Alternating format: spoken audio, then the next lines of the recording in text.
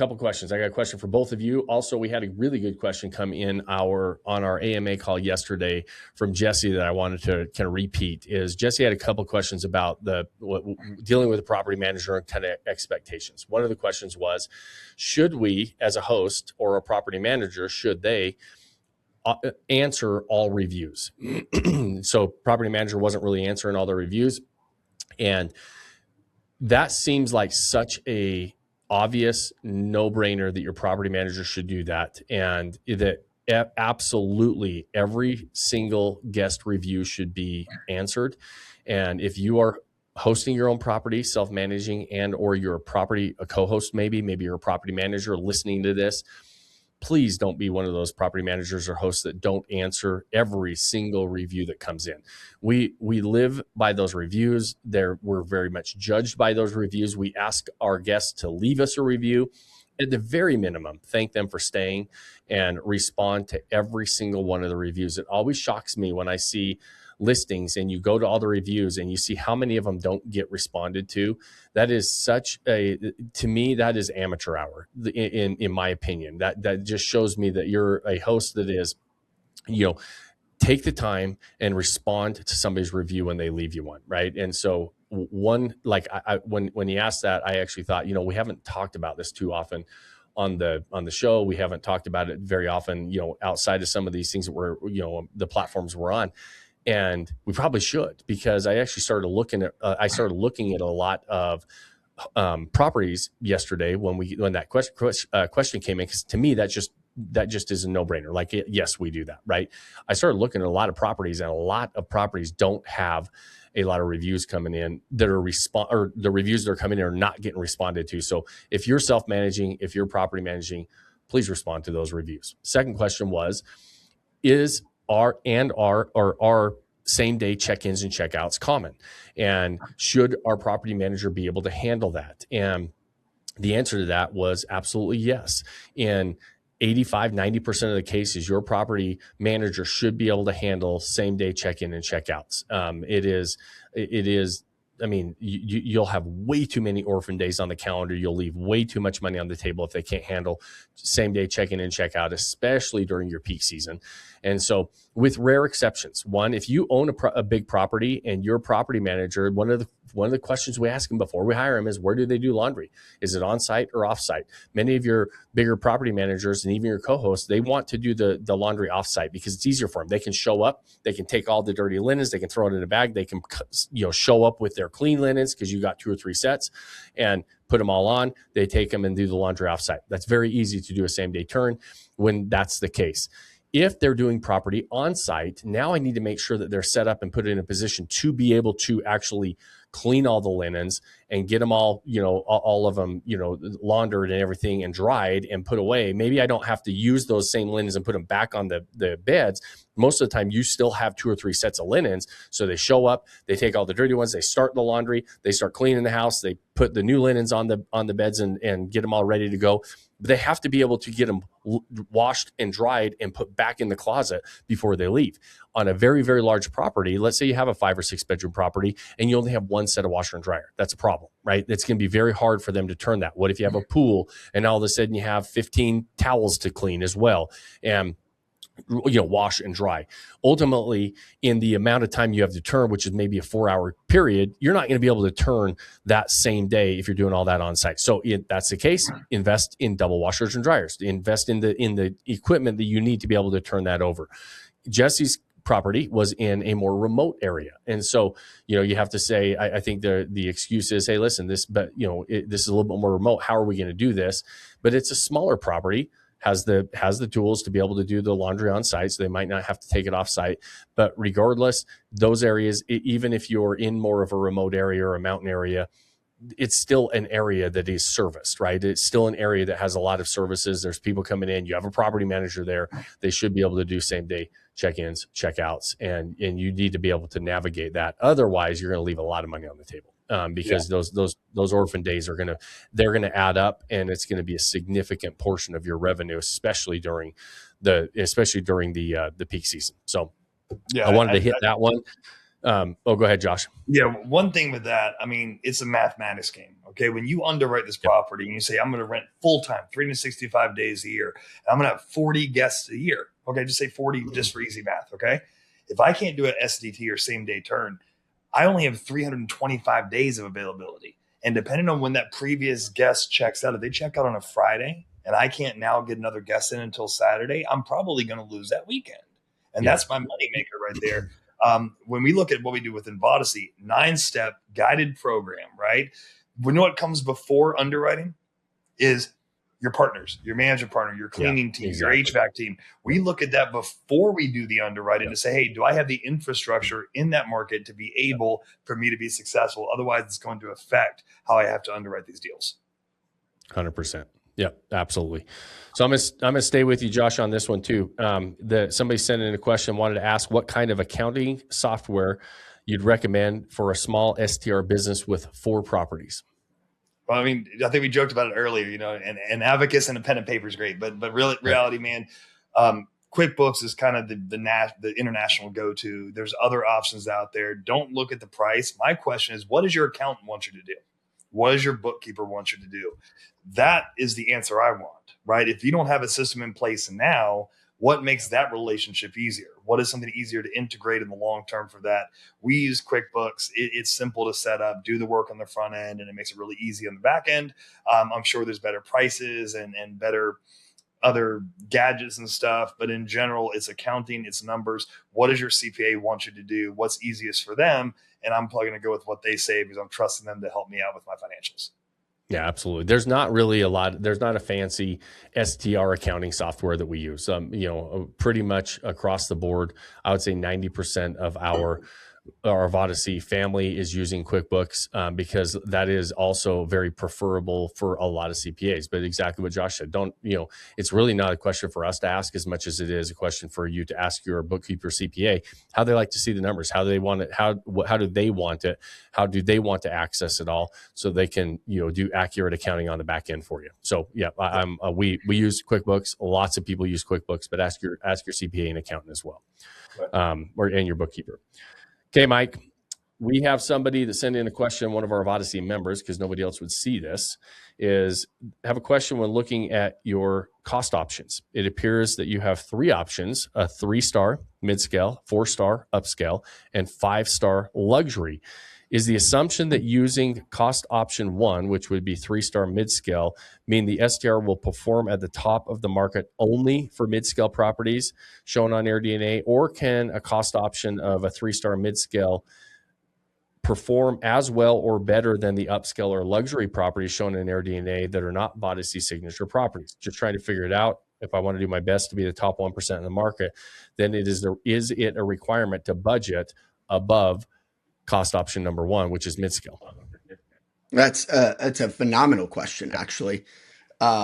So the way that we're looking at numbers from the perspective of how we're presenting them to Vodyssey members, especially, is we're looking at them as what we need to spend to guarantee you. And I guarantee is a strong word. Yeah, don't be That's careful not coming to get off us in of trouble with guarantees here. We're in yeah, the investment guarantee is a space. strong word. But I'm referencing that word based on years and years of empirical data that shows that if you follow the yellow brick road, you get to Oz. Okay. Now, just doing the right design without the right photography doesn't get you there. Doing the right design and the right photography with the wrong marketing doesn't get you there. The right design, marketing, and photography with the wrong property management. So there's legs to the stool that achieve the full success, and it's all comprehensively covered in the Vodyssey algorithm. But when it comes to 3-star mid-scale, 4-star upscale, 5-star luxury, what we're referring to is the guest expectation relative to the price that they're paying for their A&R, their average nightly rate to stay there. If I go and pay a Waldorf Astoria price for a Motel 6, my correlation between what I'm paying to what I'm receiving does not equal itself, right? Inversely, I shouldn't expect to get the Waldorf Astoria for $39.95 a night. right? Because now I'm asking for more than what I'm willing to pay for an average nightly rate. So when we're looking at those numbers, we're basing this off of years of empirical data, literally over 1,000 installations and designs, which, as anyone who studies statistics know, you just need 31 random subject matters for a population sample, and we've got hundreds into thousands. What we're looking at is a 3-star mid-scale at that budget with our signature design is going to put you at the top of the market for a 3-star mid-scale, almost guaranteed. It's like fish in a barrel. It's so easy because in following those steps, you stand out amongst the crowd so much. As we've talked about in previous episodes, you're not competing on price anymore. You're competing on experience. That leads into the second half of that question, which was, can I compete with a 4-star upscale property or even a luxury property as a mid-scale property? Okay. So yes, is the answer. Utilizing this methodology of design and execution, you're creating a class of your own. The unfair advantage that you're constantly talking about that gives you the unfair share of business. You'll own your class. When I talk to people that say, can I do this? Will I be successful? I always stick to the lane of I am 100%. I believe with all my heart that you will be at the top of the market for your class of property. Yeah. That is the box that I am here to check, is making sure that what you bought and what you've penciled on your spreadsheets and what you're charging is going to yield the outcomes you need to be successful.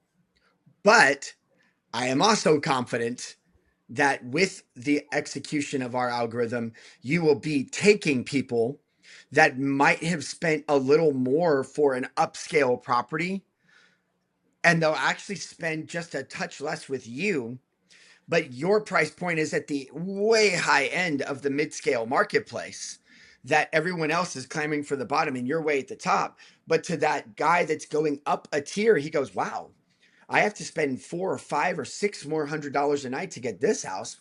But if I do this one, I actually spend less, but it looks cooler than this one. I'm confused.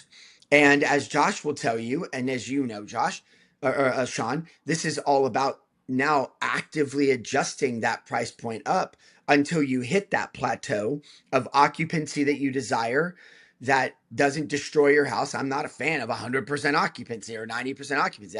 That's degrading to your house.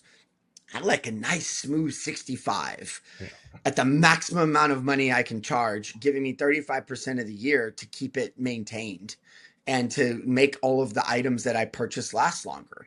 And that actually has more value on a mid-scale property where you're putting in lower end pieces than it does on an upscale or luxury property where you're putting in solid wood, metal, leathers, things that are literally commercial grade that can actually hold up to it. When you're in a mid-scale property, you want to be at the highest end of that market, charging the highest amount you can charge, having a little bit of a lower occupancy to make your wares last longer. So it's a complex question with a complex answer.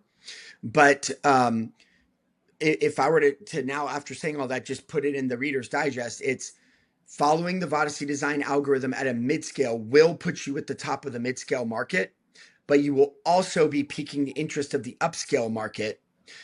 But to them, it'll be a discount, massive value. And to the mid-scale person, it'll be, am I willing to pay more for this experience than everyone else because it looks like more, which will weed you down to that 65% or bring in the mid-scale people thinking they're getting a deal buying from you there. Does that make sense? Yeah. Yeah. And one thing that's confusing for those people that are listening in that are not part of the Vodyssey family, we're talking about the design, like, okay, here's our budgets, right? Mid-scale, upscale, luxury. We also look at that on the underwriting side with like AirDNA, and they have, mid-scale, upscale, luxury properties, and their classification is all about revenue, like who's charging X amount of money, right? And so usually in your market, that is dictated by your proximity. to stuff, right? Most of the time, these properties are all set up like model. They're going to be the model homes that are in the good proximity. The better proximities are going to be in the luxury side. The tear down a couple rows off the beach are going to be in the upscale side. If you get, maybe you're on a golf course and not close to the beach, maybe you're in the mid scale in the beach market, right? So their classifications are different than our classifications. But what Mike is saying is, if I have a mid scale budget, I'm going to stand out in that group, right? And so if I'm saying I'm going to compete with the other mid-scale properties, the nice thing about luxury, upscale, mid-scale properties, they all come with different price points and buy-ins, right? They're all different acquisition prices. And so to be on the beach is going to be a lot more expensive than be a few rows off the beach. And so I can actually go buy an upscale property. Maybe I'm a couple rows off the beach, do this certain design.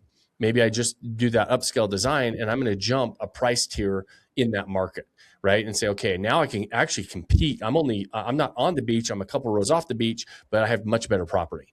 And so Sean, we have numbers of Vodyssey Yeah. properties that are what we would call B level. We've even done some C level properties that we take up to B plus or A minus, right? But these B properties that go to A properties from a experiential standpoint that are 10 minutes away from the beach, but the house, like when the house on the beach has one feature, mediocre design with the beach. A good That's view it. and beach, right? But then when you get 15 or 10 minutes away from the beach, you still 2 get minutes away mediocre from the design beach. and You're no gonna get beach. 5 minutes But away when from the we beach. come Yeah. in, right, we're doing this experiential design where it's like, am I willing to drive to the beach to get all this experience when I'm not at the beach? And what we have found is that the properties that are on the beach, they just inherently have that beach success, but you pay that beach price. The properties that are off the trail that have high experience, we have found historically those clients' barrier to entry is way lower, their acquisition cost is way lower, and their profit gap is way higher between what they spent and what they're making, because not everyone can afford to stay on the beach, but they want to go to the beach, but they can afford this other house. And when you're the experience amongst everyone else that's not on the beach, you're the first choice. Always. You're the first choice. You're everyone's first choice. And that's what is getting you to the top of these tiers of market. And as you pointed out, if you're not a part of Vodyssey and hearing this, you're going, what do you mean this mid-scale, upscale luxury? We are simply talking about the guest expectation relative to the revenue that AirDNA is projecting that these properties are making, and the guest A&R, the price they're willing to pay relative to the amenities and the experience that they're on average getting in that tier of class. And what we've done is broken those A&Rs, those average nightly rates, into class tiers of mid-scale, upscale luxury. And we've broken up those revenue productions or projections into mid-scale, upscale, and luxury, and overlaid those to develop a algorithm that says if you spend this much for a property that is going to be in this average range of nightly rate, generating this average range of revenue, this is the amount of money you should spend to achieve the results you want to achieve, which is phenomenal, because what a lot of people do is come in with luxury dollars on a mid-scale budget, and they're so upside down because they model homed their house with super high end. They went all restoration hardware and like, oh, everyone's going to love this. But the reality is you can fill a house with restoration hardware and it still looks empty and boring and lame. Right.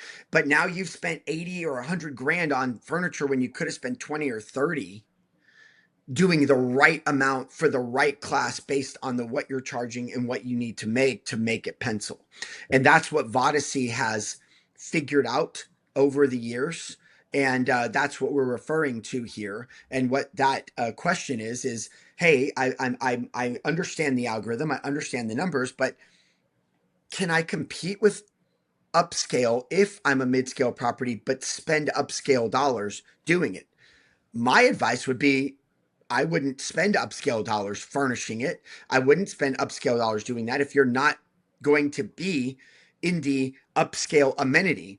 But there are times that we can come in with a few key strategic adds in the amenity package to a mid-scale property that now make it compete, but not by just going out and spending more money, Yep. but by strategically placing those dollars into amenities that create outcomes. Yeah, and I'll just put a pin in it with this too, is because we could unpack this a lot. It's a really good question, but it's also a good question because there's so many layers to the answer. And there are times where your market itself only has mid-scale properties. The top properties in there that are marked as luxury, making the top dollars, we look at it and we're like, holy crap, if we came in with a mid-scale property, we would be the top property in that area. Yep. There's also other markets that have they're top of the market. There's some players in there, and you better come in locked and loaded, or you're not going to compete, right? And so there's so many different things that we're looking at, and so the answer isn't always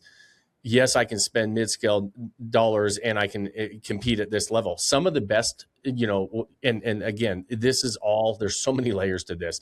There is a method to this madness, but some of our best investments are buying, like Mike mentions, B and C properties, and creating this crazy experience because our acquisition cost was so low and what we're putting into them. And then all of a sudden the revenue we're generating on the back end, some of our best returns on investment are those B or C properties that we deck out. And they can be, but it's so market dependent. We look at that, and you really should be looking at that. Like some markets, you have to be within a certain proximity to certain profit drivers. There's other markets that you walk in and you're like, man, if I just do what we would consider the basics, like a mid-scale 3-star design, it's going to stand out so much that instantly you walk into the top property. And other markets, they're way more competitive than that. So it really depends on what you're walking into as well. And so, and Sean, can I put one design pin of advice in there for someone watching this that's looking for a designer or looking at doing this? Okay. What I would tell you is very simply this. If you're meeting with someone that is focused on making your property pretty, they are already the wrong designer. You should be meeting with someone if they're not analyzing the revenue of your area, if they're not analyzing the amenity packages and the experiences that your competition is providing, if they're not analyzing the dollars in relative to the dollars you need to get out, and putting together a package that is financially solvent to generate outcomes, then you're not working with the right person. Yeah.